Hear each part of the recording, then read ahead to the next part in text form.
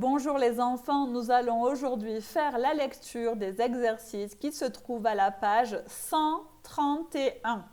On commence par l'exercice de lecture des syllabes. Je prends mon doigt, je prends mes yeux et je vais dans le cahier.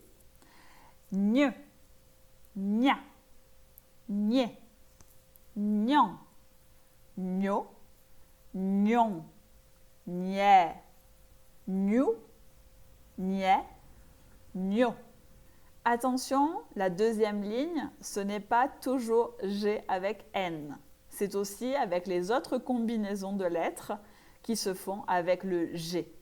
Écoutez bien et vous vous rappellerez que nous avons déjà étudié ça dans d'autres maisons des sons. G, gou, jon, grand, gne, go, gno, gui, gnè, G.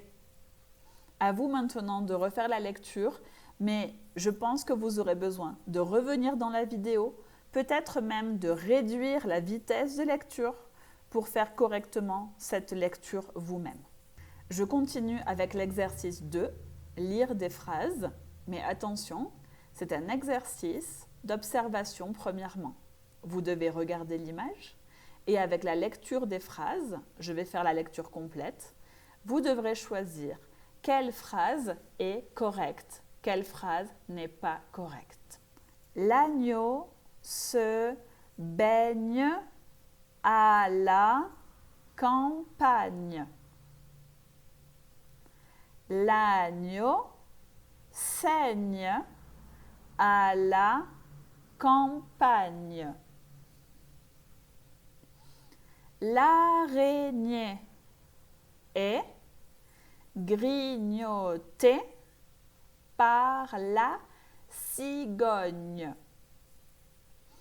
L'araignée a grimpé sur la baignoire.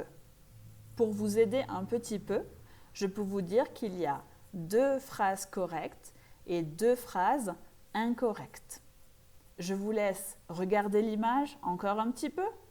Vous allez relire maintenant les phrases tout seul et puis vous choisirez les phrases qui sont correctes. Si vous voulez, vous pouvez les recopier dans le cahier d'écriture. Comme ça, je verrai si vous avez bien choisi. Je continue avec l'exercice 3. Je lis des mots et des phrases. Grognon. Elle souligne. Une consigne. Le poignet. Alors, dans cette première ligne, je pense que le mot grognon et le mot poignet sont peut-être un peu difficiles. Grognon, c'est pour décrire une personne qui n'est pas contente et qui se plaint tout le temps. Le poignet, c'est cette partie du corps où on va porter les bracelets. Je continue. La maîtresse lui dit de surligner toute la ligne de mots. Ton oncle, Toutio, va pouvoir soigner tes égratignures. Égratignure, c'est quand on tombe par terre et on va se faire un petit peu mal sur la peau, mais ça reste superficiel. C'est une petite blessure. Je continue avec la lecture du texte, exercice 4. Je fais une randonnée en montagne avec mes parents. Au fur et à mesure que l'on s'élève, on a une vue magnifique. Au détour d'un chemin, je crois apercevoir une mignonne petite marmotte. Derrière une grosse pierre. Je me précipite et je tombe dans les ronces. Ronces, ce sont des herbes avec des piquants. En espagnol, on dit zarzas. Mon poignet saigne, mais ce n'est qu'une égratignure. C'est superficiel. C'est sûr, la marmotte est partie. Je vais relire maintenant un peu plus vite.